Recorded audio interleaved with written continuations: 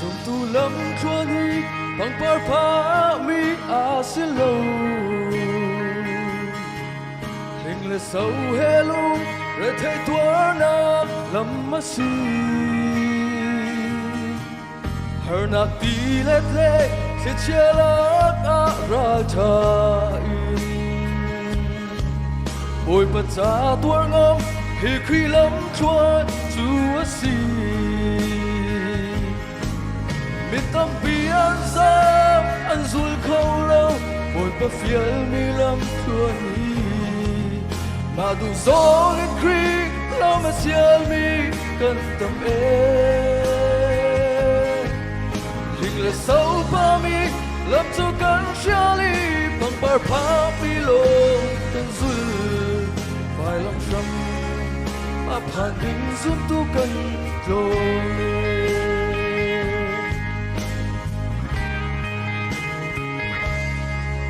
dù đỏ lăng và ba cùng ngân công thả hoạt nâng mi lên thia căn thia à bất thiên lấy chuyện đi mi bị chung ở bên anh chỉ lại là một đi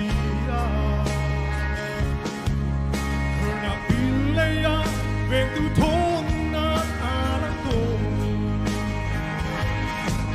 mi tâm biên giang anh dul khâu lòng bồi bật phía mi lâm chua hi mà đủ gió nghìn khi lòng mà xiên mi cần tận bê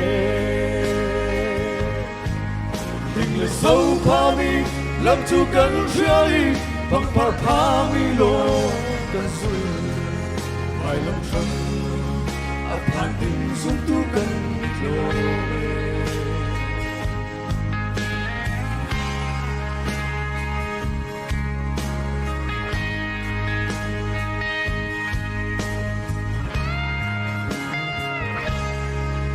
khi biết ta ruộng ngơ chỉ là sen hết ăn sen mi bồ lệ sai lá rong anh nun nát lắm hờ mình ngôn lâu in bất thiên bầu trời nhìn anh nun cha à đông nạc thông u tu chuông khá nun tiếng anh chân mi tâm bi anh giang anh dul khâu lâu ôi bờ phía mi lâm chua hi mà đủ gió nghìn khi lâu mà xiên mi cần tầm hình là sâu pa mi lần su cắn chia ly bằng par pa mi lô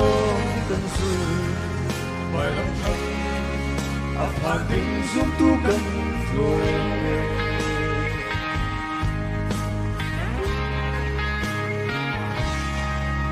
bồi bật ra ra ta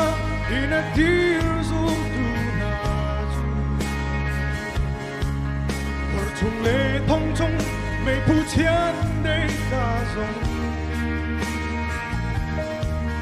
à về tôn nay bất chiến cũ ra à lần tô chút chút kri ra tay nát lắm chuan chúa si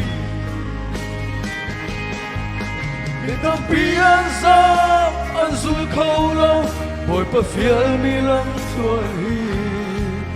mà đủ gió nghìn khi lâu mà xiên mi cần tầm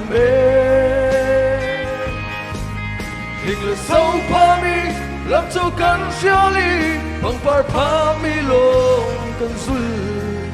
vài lòng trầm áp hàng tình giúp tu cần lô vài lòng trầm áp hàng tình giúp tu cần lô vài lòng trầm áp hàng tình giúp tu cần lô mê. Vậy bạn đi xung quanh đặt cho cô sẽ